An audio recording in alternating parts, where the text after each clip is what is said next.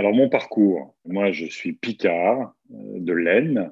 Euh, j'ai vécu dans un village à la campagne jusqu'à mon baccalauréat et je suis venu faire des études universitaires à Paris, des études d'économie. Et puis, juste après mes études universitaires, je suis parti 2 ans au Burkina Faso, travailler essentiellement avec les paysans burkinabés sur les grandes filières agricoles et particulièrement les céréales. Je suis revenu un peu, je suis parti 2 ans au Bangladesh.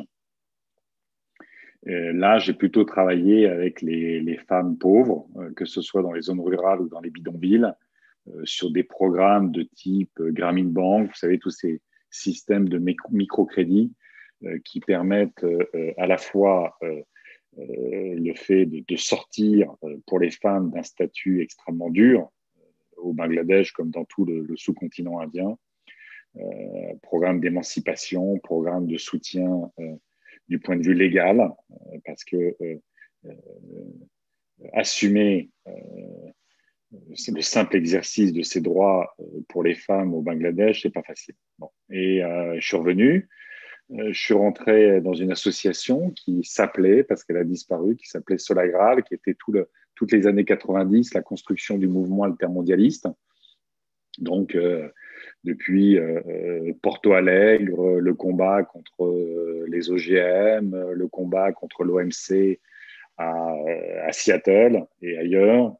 Et puis, je suis rentré à Greenpeace, dont j'ai dirigé les campagnes jusqu'en 2008.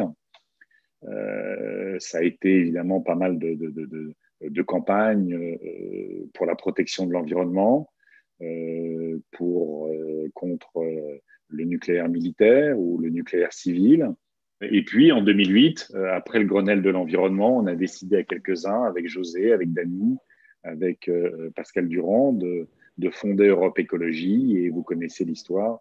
Et depuis, je suis parlementaire européen, beaucoup sur les dossiers de libre-échange, et puis sur la régulation du commerce, et puis sur les questions plus environnementales.